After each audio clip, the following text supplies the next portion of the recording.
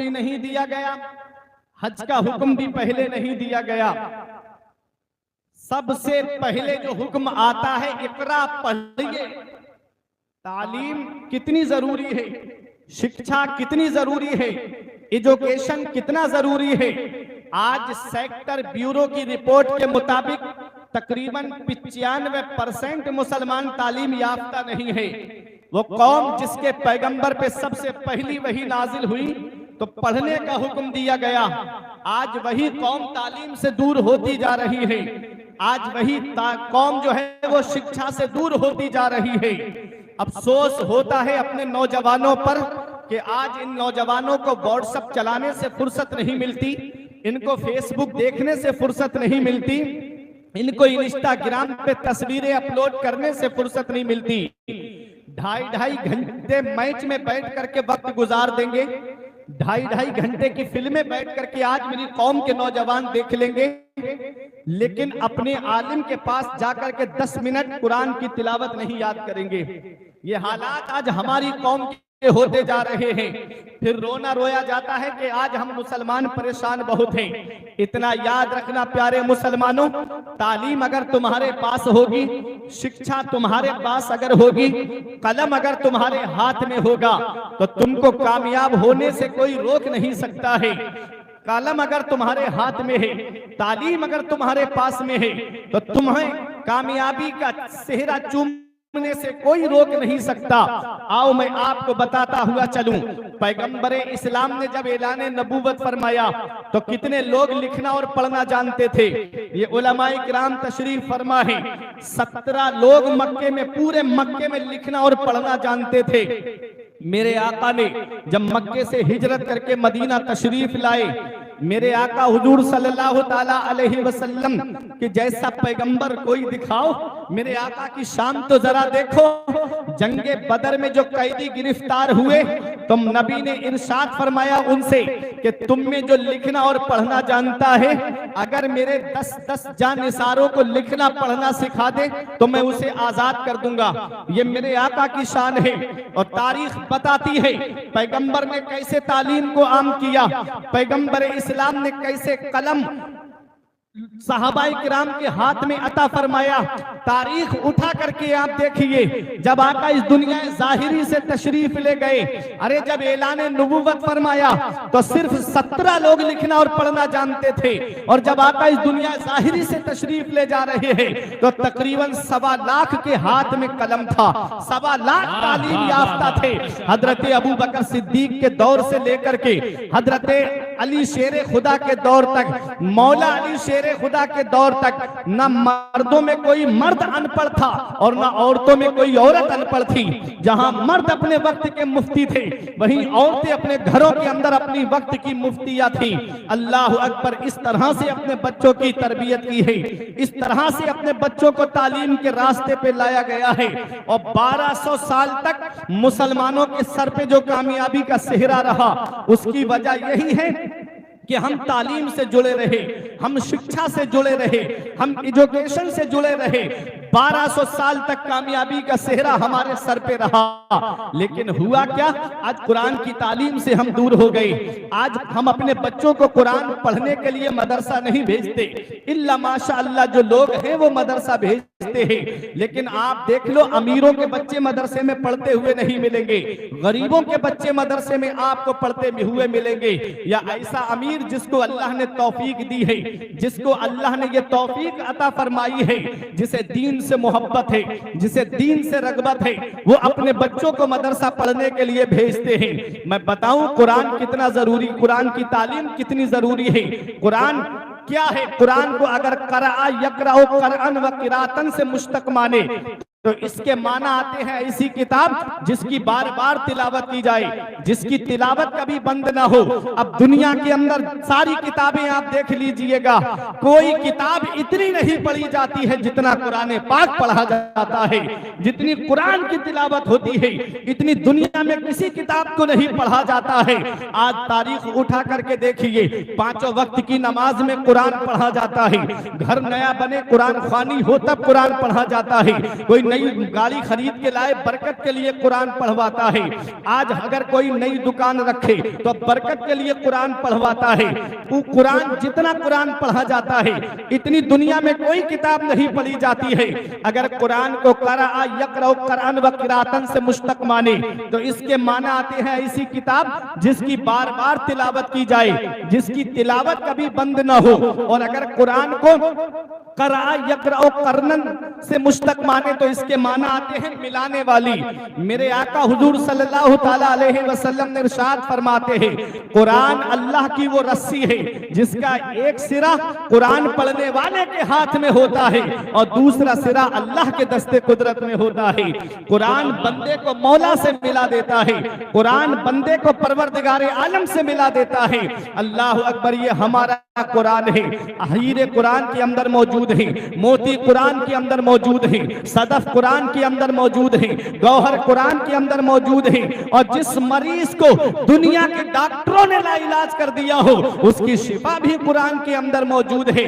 अल्हम्दुलिल्लाह, ये पलिया कला का जलसा है, मोहल्ला माही गिरान का ये जलसा है। यहाँ पर दुनियावी तालीम से ताल्लुक रखने वाले लोग भी यहाँ बैठे हुए हैं। आज मैं सबकी तवज्जो चाहता हूँ, देखो हमारा कुरान है क्या। हर चीज का बयान कुरान के अंदर मौजूद है। इमाम गजाली का नाम आपने सुना होगा। ये इमाम गजाली जिन्होंने तसव्वुफ में भी किताबें लिखी हैं, जिन्होंने जो अपने वक्त के मुजद्दिद कहलाए जाते हैं, वो इमाम गजाली है।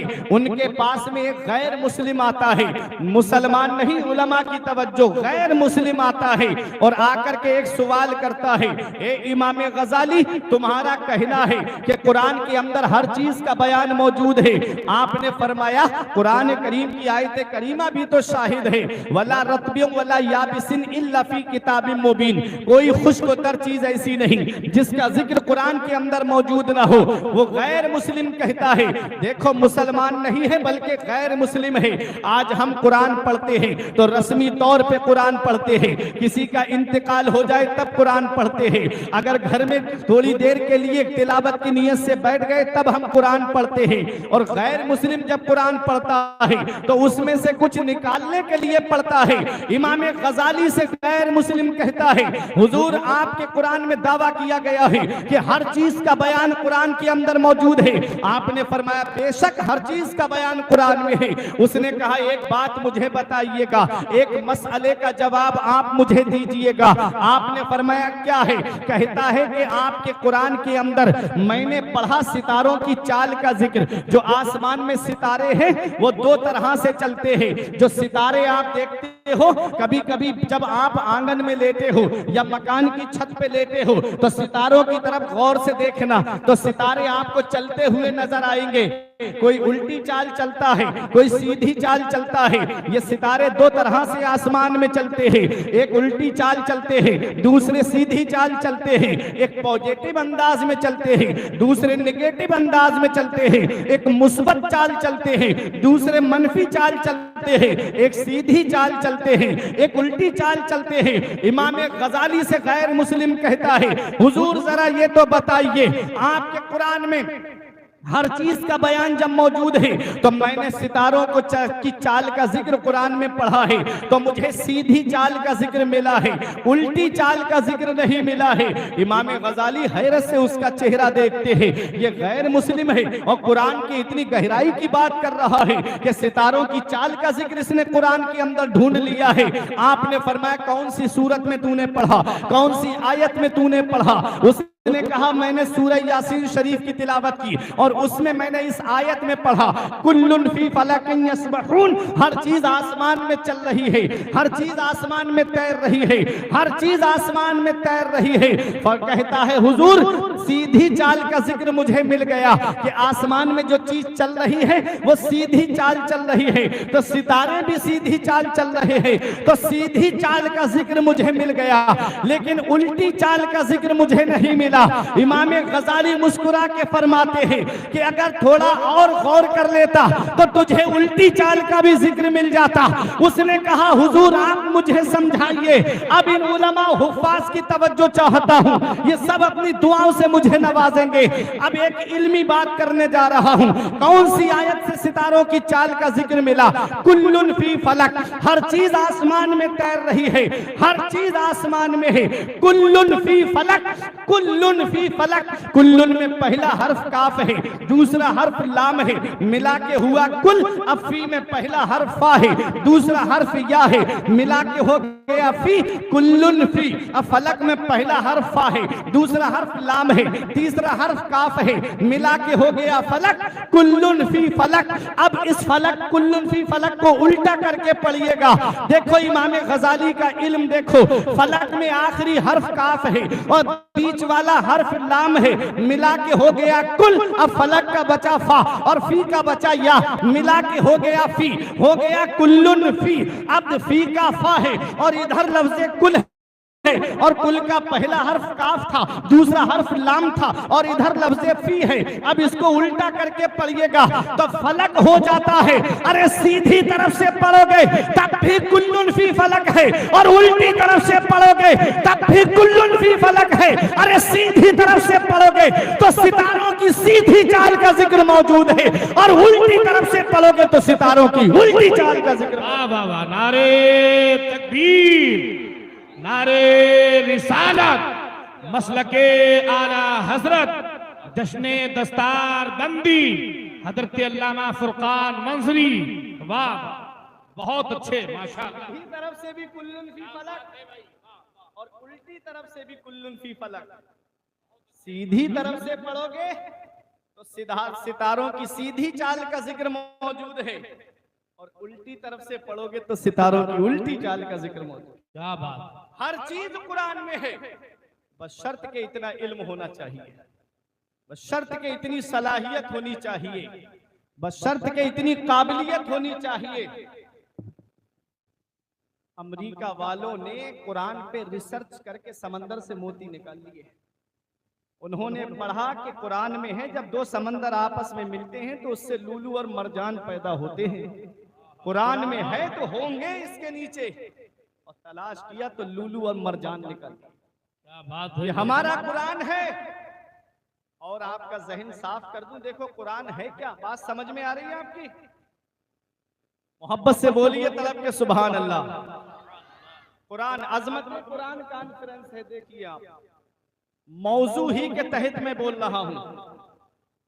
कुरान अमेरिका की एक यूनिवर्सिटी के अंदर एक प्रोफेसर साहब थे एग्रीकल्चर के, शोबे ज़राअत पढ़ाते थे, खेती बाड़ी के ताल्लुक से। नाम था डॉक्टर मूरिस बुकैल। सुबह को आप अपने मोबाइल में गूगल पे डॉक्टर मूरिस बैकली.com डालिएगा तो जितने डॉक्टर मूरिस नाम के होंगे सब निकल के आ जाएंगे। अब मैं एक किस्सा सुनाने जा रहा हूं, देखो हमारा कुरान है क्या। डॉक्टर मूरिस से उनके वाइस चांसलर ने कहा कि तुम मिस्र चले जाओ, क्योंकि शोबाए ज़राअत का एक सब्जेक्ट जो है वो पानी भी है, बगैर पानी के खेती नहीं होती है।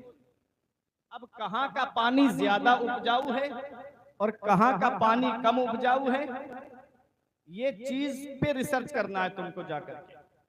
वो गए मिस्र, अपनी तजर्बेगाह ली, अपनी लिबर्टी ली और लेकर के चंद साथियों को लेके मिस्र पहुंच गए। आपका ईमान ताजा हो जाएगा, ये उलमा दुआओं से नवाजेंगे। मिस्र पहुंच गए और जब मिस्र में दरियाए नील के किनारे पर जब रिसर्च कर रहे थे तो अचानक से उनके पैर से एक लाश टकराई और जब लाश टकराई तो उसके पैर को निकाला। बहुत लंबा पैर था, निकालते चले गए, लाश बहुत लंबी थी, हैरत से देखने लगे। अब ये कितने 1898 की बात है, देखो वो निकाल के चले गए।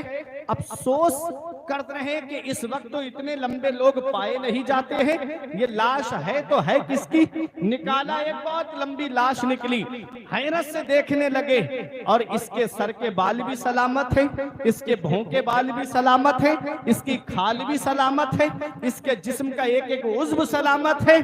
अरे ये पानी के अंदर कब से लाश डूबी हुई है? अरे पानी तो वो है जो सख्त से सख्त चीज को गला देता है, पानी वो चीज है जो सख्त से सख्त चीज को गला देता है। अरे पानी तो लोहे को गला देता है, अरे पानी तो लकड़ी को भी गला देता है। ये इंसान बेचता क्या है? इंसान की हैसियत क्या है पानी के सामने? आज पानी में डालो, शाम को फूट जाएगा, कल को फट जाएगा, तीसरे दिन रेजा रेजा होके पानी में मिल जाएगा। इंसान की हैसियत क्या है? लेकिन इसका जिस्म सलामत है, इसके सर के बाल सलामत है, इसके भौं के बाल भी सलामत है। ये है तो है क्या मामला? इसका ताल्लुक किसी मजहब से लगता है, इसका ताल्लुक कोई मजहबी ताल्लुक लगता है। कहने लगे कि यार ये है तो है क्या, पता कैसे चलेगा ये किसकी लाश है? इतने लंबे लोग अब तो पाए नहीं जाते। कहते हैं कि हमने, और डॉक्टर मूरिस कहते हैं कि मैंने पूरी इंजील पढ़ डाली लेकिन मुझे कहीं नहीं मिला कि ये किसकी लाश है। फिर बैठ के सोचने लगे, इसका ताल्लुक धार्मिक लगता है, इसका ताल्लुक मजहबी लगता है। कहते हैं मेरे दिल में ख्याल आया कि लाओ कुरान भी तो पढ़ करके देखें, कुरान भी तो धार्मिक किताब है। फिर कहते हैं हमारे सेंटों ने बताया है, हमारे पोप ने बताया है, हमारे धर्म गुरुओं ने बताया है कि कुरान जो है वो अल्लाह का कलाम नहीं है बल्कि मोहम्मद का अपना बनाया हुआ कलाम है। और यही नारा मक्के के कुफार ने भी लगाया था। जब मेरे नबी ने आयत करीमा मक्के वालों को पढ़ करके सुनाई तो कुफारे मक्का कहते हैं कि ये मोहम्मद हुजरे में बैठ करके अरबी के चंद जुमले जोड़ करके हमारे सामने लाके पेश कर देते हैं और हमसे कहते हैं कि ये खुदा का कलाम है। ये खुदा का नहीं, इनका अपना बनाया हुआ कलाम है। जब कुफारे मक्का ने कुरान के ताल्लुक से कहा कि कुरान अल्लाह का नहीं, इनका अपना बनाया हुआ कलाम है, तो पहला चैलेंज दिया गया। 15वें पारे में है पहला चैलेंज, कुल इन इस्तमाअतिल इंसु वल जिन अला अन यातु बिमिस्ली हाज़ल कुरान ला यातूना बिमिस्ली वलौ काना बादुहुम लिबादिन ज़हीरा। ऐ महबूब इनसे कह दो कि ये कह रहे हैं कि कुरान अल्लाह का कलाम नहीं आपका बनाया हुआ है, तो इनसे कह दो कि तमाम इंसान तमाम जिन्नात जमा हो जाए इस बात पर के इस कुरान की मिस्ल ले आए। ला यातूना बिमिस्ली, वो इसकी मिस्ल हरगिज नहीं ला पाएंगे। वलौ काना बादुहुम लिबादिन ज़हीरा, अगरचे उनमें का बाज की मदद क्यों ना करे, वो कुरान की मिस्ल नहीं ला पाएंगे। जब नबी ने ये चैलेंज पढ़ के सुनाया कुफारे मक्का खामोश हो गए। अब और चैलेंज हल्का कर दिया गया। अब दूसरा चैलेंज 11वें पारे में है। रब ने फरमाया महबूब इनसे कह दो, पूरे कुरान में 114 सूरतें हैं, इनसे कह दो कि तुम 10 सूरतों की मिस्ल बना करके ले आओ। कुल फ़अतू बिअश्रि सुवरिन मुफ्तरयात, 10 सूरतों की मिस्ल बना करके ले आओ। वो 10 सूरतों की मिस्ल भी बना के नहीं ला पाए। सबका नातिका बंद हो गया, खामोश हो गए। अब चैलेंज और हल्का कर दिया गया। अब वो चैलेंज जो पहले पारे में हम पढ़ते हैं, व इन कुंतुम फी रैबिन मिम्मा नज़्ज़लना अला अब्दिना फ़अतू बिसूरतिन मिन मिस्ली वदऊ शुहदाअकुम मिन दूनिल्लाह इन कुंतुम सादिकीन। ये कहते हैं कि ये अल्लाह का कलाम नहीं बल्कि महबूब आपका अपना बनाया हुआ कलाम है। तो इनसे कह दो कि कुरान में 114 सूरतें हैं, तुम एक सूरत की मिस्ल बना करके ले आओ। अलिया कला कुर्ब जवार से आने वालों, सबसे छोटी सूरत इन्ना अअतैना कल कौसर है। नबी ने लिखवा करके काबे की दीवार पर टकवा दी, फरमाया ऐलान कर दिया कि इसकी मिस्ल बना लाओ, उसकी मिस्ल बना करके ले आओ। कुफारे मक्का आते और सूरह कौसर को पढ़ते, मुंह दबा करके चले जाते। एक अरबी का बहुत बड़ा शायर था जिसे इमराउल कैस कहते हैं गालिबन, उसका हाथ पकड़ करके लाए और ला करके काबे की दीवार के साए में खड़ा करके कहा, तू अब बादशाहों के दरबार में फिल बदी में अरबी में अशआर कह देता है, अगर तूने चंद जुमले भी अरबी के जोड़ दिए तो हम मोहम्मद से सीना तान के कह देंगे कि ये खुदा का नहीं आपका अपना बनाया हुआ कलाम है। बहुत बड़ा शायर है अरबी का। वो आकर के जब से ही काबे की दीवार के साए में पहुंचा और जब उसने पढ़ा इन्ना अअतैना कल कौसर, तो अपने साख्ता पुकार के कहता है हाजल कलामो लैसा बेबशर, ये कलाम किसी इंसान का नहीं है बल्कि परवरदिगार आलम का कलाम है। इमाम इश्क व मोहब्बत आला हजरत की नजर पड़ी, बरेली से पुकार के कहते हैं तेरे आगे यूं है दबे लचे फुसहा अरब के बड़े बड़े, तेरे आगे यूं है दबे लचे फुसहा अरब के बड़े बड़े, कोई जाने के मुंह में जुबान नहीं बल्कि जिस्मों में जान।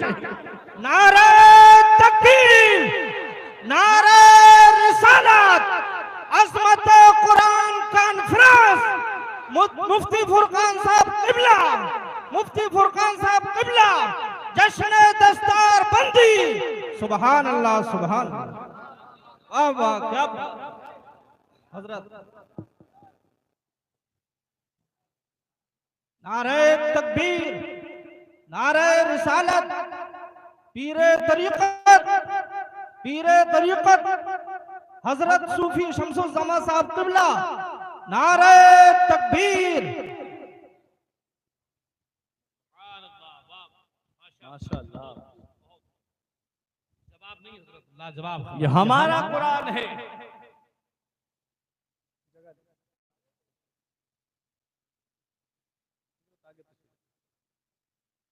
देखिए पीरे तरीक़त रहबर राह शरीयत हुजूर सूफी शमीमुज़्ज़मा साहिब किबला की आमद हो चुकी है, शम्सुज़्ज़मा साहिब किबला की आमद हो चुकी है। परवरदिगार आलम हजरत के इल्म व अमल व उम्र में खूब खूब बरकतें अता फरमाए। बात समझ में आ रही है? ये कुरान है, बहुत अच्छा, अच्छा, ये हमारा कुरान है जिसका जवाब न कल कोई ला पाया था, ना आज कोई ला पाया है, न सुबह कयामत तक कोई जवाब ला पाएगा। है कौले मोहम्मद कौले खुदा, फरमान न बदला जाएगा, बदलेगा जमाना लाख मगर कुरान न बदला जाएगा। वाह माशाअल्लाह। डॉक्टर मूरिस कहते हैं कि हमारे धर्म गुरुओं ने कहा है, हमारे सेंटों ने कहा है, हमारे पोप ने कहा है कि कुरान धार्मिक किताब नहीं, मोहम्मद अल्लाह का कलाम नहीं बल्कि मोहम्मद का अपना बनाया हुआ कलाम है। लेकिन फिर कहते हैं अरे लाओ अमल नहीं करेंगे, लेकिन सुन तो लेते हैं, हो सकता है नतीजा निकल आए। जैसे ही डॉक्टर मूरिस बुकैल ने एक आलिम को बुलाया, कहा कुरान पढ़ करके सुनाओ। देखो बात क्या है, उस लाश का पता लगा रहे हैं जो दरियाए नील के करीब डूबी हुई उनको मिली थी कि ये लाश है किसकी। पूरी इंजील पढ़ ली, मतलब नहीं मिला। अब कुरान पढ़ करके आलिम साहब सुना रहे हैं, पहला पारा पढ़ा, दूसरा पारा पढ़ा, तीसरा पारा पढ़ा, आलिम साहब खामोश हो गए। डॉक्टर मूरिस कहते हैं मुसलमान नहीं है, ईसाई हैं। कहते हैं रुक क्यों गए? आलिम साहब बोले क्या जवाब मिला, क्या मतलब मिला, तुम्हें कुछ पता चला? कहते हैं मतलब आए ना आए लेकिन कुरान पढ़ते जाओ, मजा बहुत आ रहा है, कुरान पढ़ते जाओ, तबीयत खुश होती जा रही है। ये हमारे कुरान की शान है। कोई भी किताब आप देख लो, एक बार पढ़ोगे दोबारा पढ़ने का मन नहीं करेगा, एक बार सुनो दोबारा सुनने का मन नहीं करेगा। मगर वह मेरे कुरान, तेरी अजमत का कोई जवाब नहीं, तेरी शान का कोई जवाब नहीं, तेरी बुलंदी का कोई जवाब नहीं, तेरे रुतबे का कोई जवाब नहीं, तेरे मकामे सुरैया का कोई जवाब नहीं। कुरान जितनी बार पढ़ते जाओ एक अलग ही मजा आता जाता है, जितनी बार सुनो उतना ही अलग लुत्फ आता है। पांचों वक्त की नमाज में आप कुरान पढ़ते हो, अलग मजा आता है। 3 वक्त की नमाज में आप कुरान की तिलावत को इमाम साहब से समाअत फरमाते हो, अलग मजा आता है। ये कुरान है, जितनी बार सुनो अलग मजा आता है। देखो डॉक्टर मूरिस कहते हैं नतीजा मिले ना मिले, मतलब आए ना आए, लेकिन कुरान पढ़ते जाओ, मजा बहुत आ रहा है। जब आलिम साहब कुरान पढ़ते रहे और जैसे ही 11वें पारे में पहुंचे, उलमा की तवज्जो, 11वें पारे में पहुंचे और जब इस आयत करीमा पे पहुंचे, फल यौमा नुनज्जे का बदले का इला आखिर, ऐ फिरौन आज हम तुझे दरियाए कुलजुम में डुबो रहे हैं और तेरे जिस्म को सलामत रखेंगे ताकि कयामत तक के लिए तुझको इबरत का निशान बना देंगे। डॉक्टर मूरिस कहते हैं बस रुक जाओ, नतीजा आ गया, रुक जाओ, मतलब मिल गया। ये किसी और की लाश नहीं है बल्कि फिरौन की लाश है। फिर डॉक्टर मूरिस कहते हैं अरे एक बात समझ में नहीं आती आती। मोहम्मद की पूरी जीवनी मैंने पढ़ी है, मोहम्मद की पूरी तारीख मैंने पढ़ी है। मोहम्मद कभी मक्के मदीने से मिस्र आए नहीं, तो फिर उनको किसने बताया कि ये एक लाश दरियाए नील के करीब डूबी हुई है? उनको किसने बताया? फिर डॉक्टर मूरिस कहते हैं अरे उनको उनके खुदा ने बताया है, और ये कुरान अल्लाह का कलाम है, मोहम्मद का अपना बनाया हुआ नहीं है बल्कि खुदा का कलाम है। डॉक्टर मूरिस कहते हैं आज से मैं कलमा पढ़ करके मुसलमान हो रहा हूँ, ये हमारे कुरान की शान है। कुरान पढ़ करके डॉक्टर मूरिस ने कलमा पढ़ लिया, तुम्हें क्या पता पूरा बगदाद तबाह कर दिया गया। उन्हीं बगदाद को तबाह करने वालों में, सद्दाम हुसैन को फांसी लगाने वालों में 15,000 ऐसे थे जिन्होंने कलमा पढ़ करके इस्लाम में दाखिला लिया। सुभान अल्लाह, सुभान अल्लाह, हमारा कुरान है, सुभान अल्लाह, हमारा सुभान कुरान अल्लाह। है, हर चीज कुरान में है। लेकिन आप भाग गए यूनिवर्सिटी की तरफ, आप भाग गए कॉलेज की तरफ। कुरान छोड़ के कोई सोचे मैं कामयाब हो जाऊं तो कामयाब नहीं हो पाए। मदरसे में उस्ताद के सामने जानुए अदब तय नहीं किया तो डर लगता है कहीं फिर उसका ईमान तबाह ना हो जाए। नाम नहीं बताना चाहता, अगर कॉलेज और यूनिवर्सिटी का प्रोडक्ट बता दूं आपको, मुसलमान और इस्लाम के खिलाफ आवाजें बुलंद करते हैं, और एक मदरसे का प्रोडक्ट है। आप देखें हजरत अबू बकर सिद्दीक अकबर है, ये मदरसे ही का तो प्रोडक्ट है। हजरत उमर फारूक आजम है, हजरत अली इब्ने अबी तालिब शेरे खुदा हैं, हजरत उस्मान गनी जुन्नूरैन जामिउल कुरान है, ये मदरसे का प्रोडक्ट है। नोमान बिन साबित इमाम आजम है, शेख अब्दुल कादिर जिलानी गौसे आजम है। क्या समझते हो मदरसे का प्रोडक्ट? आपको बताता हुआ चलूं, कलियर के चांद को देखो, बरेली के इमाम अहमद रजा खान को देखो। बेशक, सुभान अल्लाह, सुभान मदरसे का प्रोडक्ट है। मदरसा तुम्हारे पैदा होने से लेकर के मरने तक की जरूरत है। एक प्रोफेसर साहब से बात हो रही थी, ट्रेन में सफर हो रहा था, बोले मौलाना मेरी समझ से तो मदरसे बंद कर दिए जाएं। हैरत से मैंने उनका चेहरा देखा, मैंने कहा मदरसे बंद कर दिए जाएं? तो मैंने कहा आप इजाजत दें, अपना एड्रेस मुझे बताइए, मैं किसी मशहूर अखबार में इश्तिहार दे देता हूं कि फला प्रोफेसर साहब का जब देहांत हो जाए, इंतकाल हो जाए, मर जाए, तो उनकी नमाज जनाजा कोई मदरसे का प्रोडक्ट न पढ़ाए। ये कैसे हो सकता है? मैंने कहा क्या मरना नहीं है? बोले अरे मरना किसको नहीं, ना चाहते हुए भी तो आदमी मर जाएगा, ये कोई बंदे के हाथ में थोड़ी है। मैंने कहा फिर, मैंने कहा ये मत कहो कि मदरसे बंद कर दिए जाएं, हाँ ये कह सकते हो कि मदरसे की तालीम और आला कर दी जाए, कि जहां यहां से मदरसा रज़विया मुईनुल उलूम से जहां हाफिज़े कुरान बनाया जाता है, जहां क़ारिए कुरान बनाया जाता है, जहां आलिमे दीन बनाया जाता है, वहीं ऐसी तालीम होनी चाहिए कि इसी मदरसे से जहां हाफिज़े कुरान की डिग्री मिलती है, वहीं से वकालत की भी डिग्री मिलना चाहिए, वहीं से इंजीनियरिंग की भी डिग्री मिलना चाहिए। इसलिए तालीम आला कर देनी चाहिए। ऐ मेरे प्यारे मुसलमानों, अफसोस होता है गैरों से हमें क्या शिकवा जब अपने ही आवाज उठाते हैं। अभी शराब की दुकान खुल जाए कोई उंगली नहीं उठाएगा, अभी जुए का अड्डा आबाद कर दिया जाए कोई उंगली नहीं उठाएगा, और अभी एक मदरसा खुल जाए चौराहे पे खड़े होके हमारे अपने कहते हैं क्या जरूरत थी मदरसे की, क्या जरूरत थी यहाँ पर मदरसा खुलने की, फला जगह मदरसा चल रहा है, वहाँ बच्चे नहीं पढ़ रहे हैं, वहाँ पर ऐसे ही पेट पाला जा रहा है। ये हालात आज हमारी कौम के हो गए। इतना याद रखना, अगर 10 लोग फारिग हो रहे हैं, अगर उनमें से एक भी बाअमल निकल गया और एक ऐसा निकल गया जो मदरसे में बैठ करके दूसरों को हाफिज़े कुरान बना रहा है, तो यही एक बच्चा पूरी बस्ती को बख्शवाने के लिए काफी हो जाए। बेशक, सुभान अल्लाह। मदरसे तुम्हारी जरूरतों का नाम है, मदरसे तुम्हारी जरूरतों का नाम है। अरे जब बच्चा पैदा होता है तो कान में अजान देने के लिए मदरसे का प्रोडक्ट जाता है, जब जवान होता है शादी होती है, तो जब निकाह पढ़ाने का वक्त आता है तो उसका निकाह पढ़ाने के लिए भी मदरसे का प्रोडक्ट जाता है, और जब इंतकाल हो जाता है तो नमाज जनाजा पढ़ाने के लिए भी मदरसे ही का प्रोडक्ट जाता है।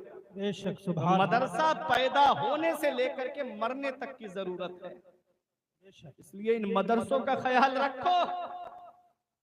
जिस दिन ये मदरसे बंद हो गए ना, उस दिन मुसल्ले पे खड़ा होने के लिए इमाम तक नसीब नहीं होगा। जिस दिन ये मदरसे बंद हो गए, जनाजे रखे रह जाएंगे, कोई नमाज जनाजा पढ़ाने वाला तक नसीब नहीं होगा। ये मदरसे तुम्हारी जरूरतों का नाम है। मैं नहीं कहता कि अपने सारे बच्चे मदरसे में भेज दो, अल्लाह ने 4 बच्चे दिए हैं, 3 को आप दुनियावी तालीम हासिल करने के लिए भेज दीजिए, कुरान पढ़ाने के बाद, जरूरी दीन पढ़ाने के बाद 1 बच्चा मदरसे में भेज दीजिए, ताकि वो हाफिज कुरान बन जाए, आलिम दीन बन जाए। इमाम गजाली फरमाते हैं, वो बस्ती मुर्दों की बस्ती है जिस बस्ती में नबी की शरीयत का एक आलिम न रहता हो। कभी हालात का जायजा लिया, कभी देखा कि आज हमारे हाल क्या है? मैं जब भी कहता हूं या अल्लाह मेरा हाल देख, हुक्म होता है अपना नाम आमाल देख। नबी ने फरमाया, उतलुबुल इल्मा मिनल महदी इलल लहद, इल्म हासिल करो माँ की गोद से लेकर के कब्र की गोद तक।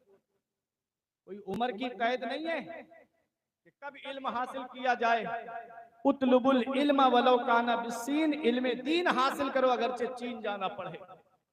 लेकिन आज चीन जाने की क्या जरूरत है? हमारे पलिया में इतने मदरसे हैं, आदमी चाहे तो वहां इल्म हासिल कर ले। तो दूरी के एतबार से फरमाया गया, लेकिन आज इतने मदरसे हैं, आप चाहें तो कदम कदम दूरी पे आपको मदरसे मिल जाएंगे, आप वहां इल्म हासिल कीजिए ना। तालीम से हम दूर हो गए, शिक्षा से हम दूर हो गए। ये हमारा कुरान है, हर चीज कुरान के अंदर मौजूद है। आओ मैं आपको बताता हुआ चलूं। डॉक्टर मूरिस ने कुरान पे रिसर्च किया तो डॉक्टर मूरिस कलमा पढ़ करके मुसलमान हो गए। अब आओ मैं आपको और बताऊं कुरान है क्या। 1998 की बात है, 1969 की बात है। 3 लोग चांद पर गए थे। कितने लोग गए थे? 3 लोग चांद पर गए थे। दुनियावी तालीम से ताल्लुक रखने वाले लोग भी यहाँ बैठे हैं। 3 लोग चांद पर गए, एल्ड्रन, नील आर्मस्ट्रॉन्ग, 3 लोग गए। नामों में हो सकता है मुझसे सहव हो गया हो, लेकिन 3 लोग चांद पर गए। क्या इसका जिक्र कुरान के अंदर है? क्या इसका बयान कुरान के अंदर है? कुरान तो 1450 साल पहले नाजिल हुआ है और ये 1969 के अंदर 3 लोग चांद पर गए। अमेरिका कहता है हमारी तहकीक है, जापान कहता है हमारी तहकीक है, सब अपनी अपनी तहकीक बोल रहे हैं। क्या इसका जिक्र हमारे कुरान के अंदर है कि नहीं है? तो तुम अपना ईमान ताजा कर लो, इसका जिक्र कुरान के अंदर भी है। ये हमारे कुरान की शान है कि कुरान 1450 साल पहले नाजिल हुआ। कुरान ने यह भी बता दिया कि लोग चांद पर जाएंगे। कुरान ने यह भी बता दिया कि 3 लोग चांद पर जाएंगे। अरे कुरान ने यह भी बता दिया कि किसी चीज पर सवार होकर जाएंगे। कुरान ने यह भी बता दिया मुसलमान नहीं बल्कि गैर मुस्लिम चांद पर जाएंगे। ये कुरान है। अब आप कहोगे मौलाना हवा में तीर ना चलाओ, आप कहोगे मौलाना इतनी तेज बॉलिंग ना करो कि जो वाइट कहलाई जाए, आप कहोगे मौलाना जरा इसकी दलील भी तो आप दीजिए। तो हाँ, जब मैंने दावा किया है तो मैं इसकी दलील भी आपके सामने पेश कर रहा हूँ। कुरान में है। कुरान में क्या है? देखो सूरत को पढ़ो। मैं कुरान की आयत का तिलक की तिलावत कर रहा हूँ उलमा की दुआएं लेकर के। कुरान मेरा फरमाता है वल कमर इज़्ज़त तसक लतरकबुन्ना तबकन अन तबक फमा लहुम ला युमिनून। कुरान मेरा फरमाता है माहे कामिल की कसम, चांद की कसम, तुम जरूर जरूर सवार होकर के जाओगे, स्टेप बाई स्टेप, जीना ब जीना, दर्जा ब दर्जा। कुरान ने देखो हमारे ऐलान कर दिया कि लोग चांद पर जाएंगे और गए भी थे। 3 लोग गए थे चांद पर। अमेरिका बोला मेरी तहकीक है, जापान कहता है मेरी तहकीक है। किस पे सवार होकर के गए? ये तरका बुन्ना का सेगा आया है। तरका का बुनना रुकूब से बना है, और रुकूब मस्दर के माना आते हैं किसी चीज पे सवार होकर के जाना। किस पे सवार होकर गए थे? मिशन अपोलो 11 पे सवार होकर के गए थे। अरे तुम्हें पता है मुसलमानों, सबसे पहला हवाई जहाज किसने बनाया है? तुम जानते हो सबसे पहले ये लाइट किसने बनाई है? तुम जानते हो सबसे पहला कागज किसने बनाया है? तुम जानते हो सबसे पहली घड़ी किसने बनाई है? अरे तुम आज अपनी तारीख से दूर हो गए। सबसे पहला हवाई जहाज किसी और ने नहीं बल्कि मस्जिद कुर्तुबा के अंदर बैठ करके सबसे पहला हवाई जहाज हजरत अब्बास बिन फरनास ने बनाया है, जिन्होंने कुरान पढ़ा, परिंदे का तसव्वुर लिया और एक ऐसा हवाई जहाज बनाया जिसकी पूंछ नहीं बनाई थी, बिना पूंछ का हवाई जहाज बनाया। वो उड़ा भी, फिजा में उड़ा भी, 7 या 8 मिनट तक उड़ता रहा। लैंडिंग के वक्त में क्रैश हो गया। फार्मूला हमारा है, जहन हमारा है। आज इसको अमेरिका ने अपना नाम दे करके शाये कर दिया। बनाने वाला एक मुसलमान है, नाम है हजरत अब्बास बिन फरनास। सबसे पहला हवाई जहाज हजरत अब्बास बिन फरनास ने बनाया। सबसे पहले लाइट किसने बनाई? नॉलेज ऑफ द लाइट का तसव्वुर आप देखिएगा, हजरत अल्लामा इब्नुल हैसम ने सबसे पहली लाइट बनाई थी। सबसे पहली घड़ी किसने बनाई? सबसे पहली घड़ी हजरत अब्बास बिन फरनास ने बनाई, जिसको मस्जिद कुर्तुबा में नहीं लगाया बल्कि दमिश्क की जामा मस्जिद में लगाया गया। सबसे पहला कागज किसने बनाया? सबसे पहला कागज हजरत यूसुफ बिन अम्र ने बनाया मस्जिद कुर्तुबा के अंदर बैठ करके। पहले कागज बनता था रुई से, और आज कागज बनता है दरख्त से। आज कागज बनता है पेड़ से। आज पेड़ को, दरख्त को टुकड़े किया जाता है, मशीन में डाला जाता है, बारीक पीस दिया जाता है, उस पर केमिकल लगाया जाता है, और जब तक कागज बन के तैयार हो जाता है तो उस पर लिखा है छोटा आ बड़ा आ, ABCD लिखी हुई है। और जब वो कागज को पढ़ने के बाद, उस किताब को पढ़ने के बाद बच्चा आगे दाखिला लेता है, और कोई पढ़ने के बाद, कोई स्कूल पढ़ने के बाद, कॉलेज पढ़ने के बाद, यूनिवर्सिटी में पढ़ने के बाद कोई डॉक्टर बनता है, कोई इंजीनियर बनता है, कोई प्रोफेसर बनता है, कोई मास्टर बनता है। अब वो कागज का क्या होता है जिस पर छोटा आ बड़ा आ लिखा हुआ है? उस किताब का क्या होता है? वो अलमारी में रखी है। अब बाप ने उस किताब को लिया और